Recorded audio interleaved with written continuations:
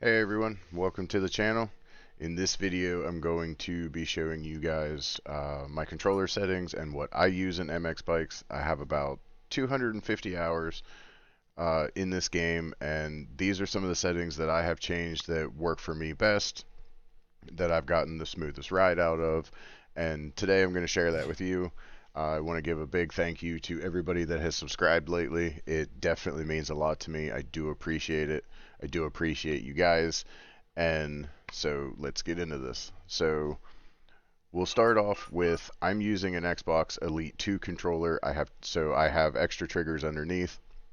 So I'll show you my button layout and everything, but just note that I am using a controller with triggers underneath, so what I have laid out might not work for you. So first off, we'll just do your lean, left stick, left and right, that's normal. Your throttle is right trigger, your brakes are left trigger. I am not using rear brakes, I'm using combined brakes, so the left trigger works both brakes at the same time. My clutch I am using for left bumper. My rider lean forward and back is my right stick. If you see the little blue square right here, you go up is up, down is down. The rider left lean I have also on right stick as left and right. I have mine opposite though, so when I go right on my joystick it goes left, and when I go left it goes right. I did that so when I'm making corners and stuff like that, if I'm pushed hard on the right stick, I use the, or I'm sorry, if I use the left stick to turn going right, I use my right stick also going right in the same direction, but that puts weight on the outside foot peg. So when I corner using the right stick, I use both sticks at the same time. They go the same way pretty much. So that's how I have that set up. Uh, rider lean tracking, sorry. Rider lean tracking is disabled. I use direct lean, 72%. This is how quickly your character comes back up from a corner. Um, the lower it is, the quicker it comes back up to straighten you back up. The higher this number is, the slower it is, more you have to bring the character back up. I have it at 72. I think that's best for me right now. When you come out of a corner, it's fairly quick to bring it up, but um, it doesn't really fight you in the corner to bring the motorcycle back up. And then since we did the combined brakes, your minimum and maximum really don't matter all that much. I think 125 is just standard for that. So we'll go over here to the right then to your advanced stuff. And for lean, I have my dead zone at 4%. Dead zone is just the little bit of wiggle room as your left stick is at an idle position, just so it's not super sensitive. There is a little bit of leeway there of what the game will sense as soon as the left stick is moved. And then your linearity is how quickly the character will lean into a corner. I believe going to the left here, as you can see, moving the slider towards nonlinear gives you a more precision in the first part of the input. So if you bring it all the way down towards the left, he'll dive real hard into the corner in the beginning, but then it might be more difficult to exit the corner as your character doesn't want to lean as much. So I have mine at 100%. That gives me normally a fairly smooth in and out. Um, I also have the lean. I have smooth clicked for the lean and 5% for press and release. That's just how quickly it will react at one time. I have the smooth on so it doesn't just flop over, and I have the 5% press and lean on. It just helps to smooth it out a little bit so it's not so quick of a layover. And then my gain, sorry, I'm not using lean help in this. So if you're using lean help, you will want your gain upwards in like the 97.3%. That's what I was using when I was using lean help. I am not using lean help, so I'm using the 77.4%. If you take this and do it all the way up to 150%, as soon as you touch the left joystick, your character will fall over. Like, it is just absolutely uncontrollable. And then, of course, the farther down you go means the less he'll want to lean over for the corner. So 77.4 is where I found that I could really get it laid over in the corner without dragging handlebars or without just immediately falling over. Then we'll go up here and we'll go to throttle. I believe throttle, I have left everything alone besides I believe I did this 2%. Throttle just works pretty well the way it is. I mean, throttle control is all in the trigger, so it works pretty well. Braking the same way. I believe this is all standard. I may have changed this a little bit, the 77.9%. That would be just so they don't grab as hard, so when you go to hit the brakes, it won't just flip you over the handlebars or endo you or something like that. It's a little more of a smooth grab for like coming hot in the corners. You don't just brake check yourself. And then rear brake, of course, we're not using rear brake, so it doesn't matter. Clutch, I didn't change anything except for the 75%. If you see my little blue bar down here at 75%, every time you click it, that your linearity is how quickly the clutch will react. So if we drop it to 0, the button is instantaneous, that as soon as I touch the button, it's up there. Or if we turn it to 200, it is a lot slower moving up through. So I run it about 75% just because I use the clutch a lot. I constantly am slipping out of corners and stuff like that. So it doesn't need to be reacting so quickly all the time. I'd rather slip it a little bit and get my speed in there over it just like locking in all the time real quickly. And then I don't believe I changed anything in here. Everything should be okay. And then your rider lean, forward and back. 10% for dead zone, linearity is 100%, no smooth, 0 for both of these. I believe since there's no smooth, you can't use these. And then my gain is just on 100% just because it's a good even forward and back. And then my rider lean left and right. I have the dead zone at 5%. That's just the little bit of wiggle room that's in your joystick, so it's not constantly. If your joystick sticks a tiny bit, it's not just trying to lean one way or the other. I have smooth on with 5%, just like my regular lean, and then my gain is at 100. That allows you to corner through the berm and things like that without getting like a hard dive in the beginning or a hard dive at the end. It's kind of just smooth the whole way through. Really complements the actual lean itself. Especially on flat ground, you can really like drag the handlebars with it. That's it for what I have for advanced. We'll go over here to input 2 now. I use shift up as B and shift down as X. A lot of people use B as up and A as down. I have played a lot of Forza over the years, and Forza is B is up, X is down, so I just did that because that's what I know best. Starter is K. I've never seen a time that I've had to start the bike because it stalled out or anything, since we are using clutch help. So no need for that. Switch it to whatever you want. Push bike, you'll definitely need this in your settings. I'm using the D-pad left and right. That's when you wreck or something and you're stuck on a hill and the bike won't go up the hill or something like that. You can just hold. My right is to go up and my left is to back up. And that is used actually quite frequently in here. My sit button is Y. So I did my sit button as Y because like I said in the beginning, that I have triggers underneath. So my right trigger underneath my controller is my stand up and sit down button. So Y is actually just remapped under my controller. That's why I used it. Dab we don't use. Well, I don't use anyways. Your reset is you want to set that as your right bumper. That's anytime you wreck. You hit the right bumper, it'll put you back on the motorcycle, or if you hold it for, what is it, like 3 seconds, it will replace you on the track.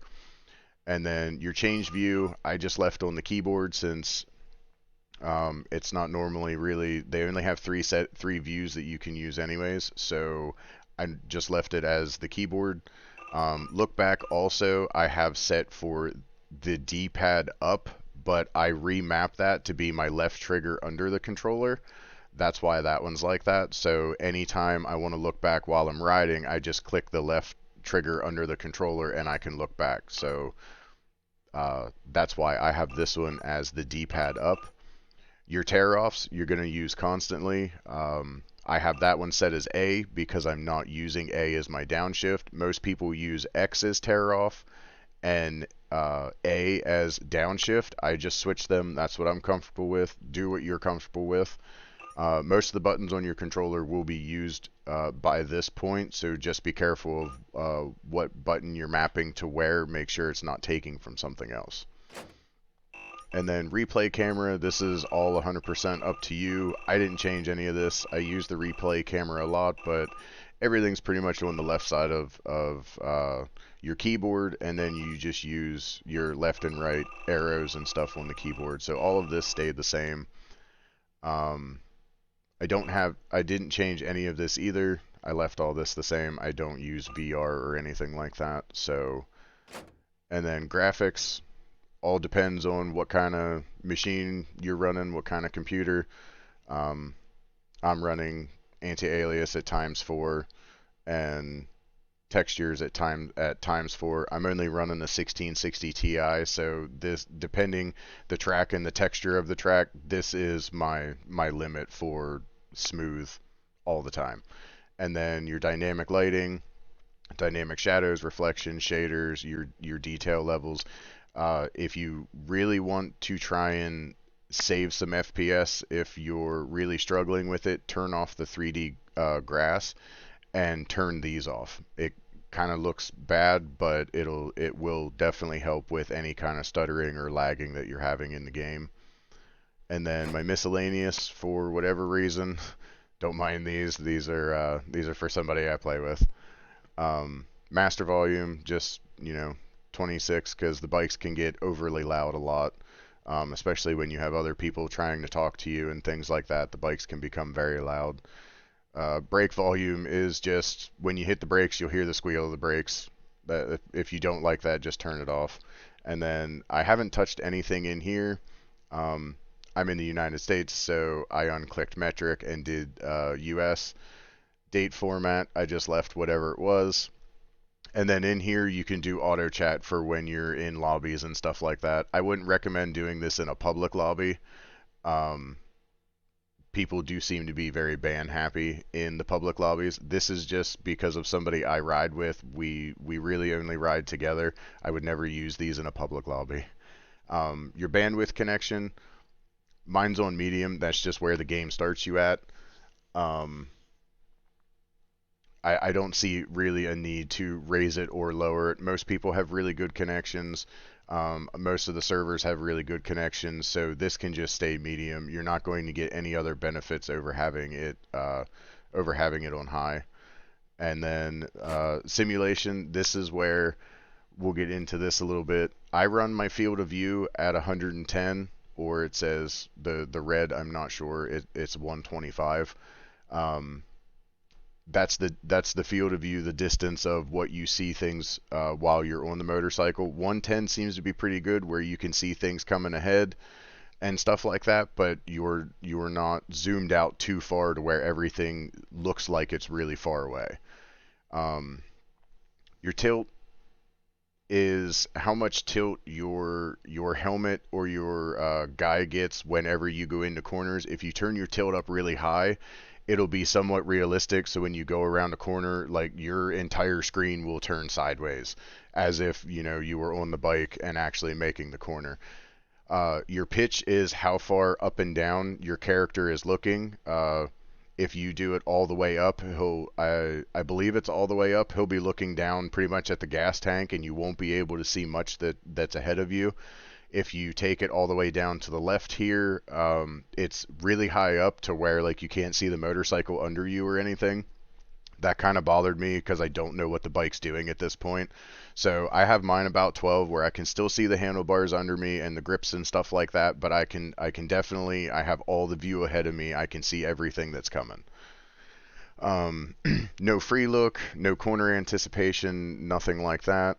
I wouldn't recommend lock to bike. It definitely makes everything, every bump, every turn, every little anything your bike does, your screen will shake as, you know, bouncing with the bike, things like that. It's very hard to play.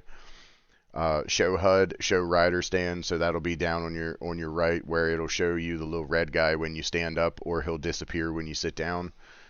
Um, External view doesn't matter unless you're playing third person. Once again, don't lock to bike. I'm not 100% sure what dynamic is. I don't run third person. I've never tried these here. I just left everything alone and went with that. I normally run dynamic onboard view as the character, but I run the I believe it's dynamic. And then going down here to riding aids, I don't use lean help. I did for a while I was learning to play this. I feel it's a little smoother and I have more control over the bike if I don't have lean help. Lean help just kind of when you use the stick, you make the corner. Lean help does all the cornering for you. I like to be a little more in control with the bike and in control of over how it corners and when it corners, stuff like that. Automatic shift I have turned off because I can shift by myself. Shift help, I do have one that is when you're racing around, all you have to do is just upshift or downshift. The game will automatically use the clutch for your upshift and downshift. Automatic clutch as well, I have that one on, so when you're taking off or stopping, you don't have to engage or disengage the clutch when you're doing any of that. You can just stop and then take off.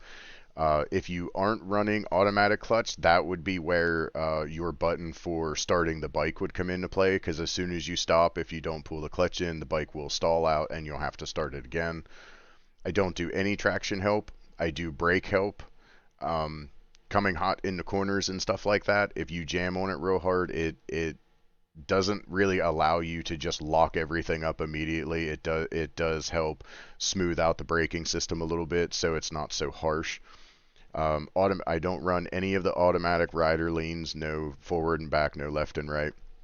I do the automatic rider dab, so when you come out of the pits or something like that, you go to lean over and your character will, you know, it seems like your bike's starting to skate or something, your character will automatically put his leg down instead of just letting the bike fall over. I don't do automatic sit. Like I said, I use a trigger under my controller to sit and stand. I've never tried automatic rider sit. I doubt I would like it. And then automatic tire change, always have that one on. When you go to the pits, it'll automatically put new tires on your bike.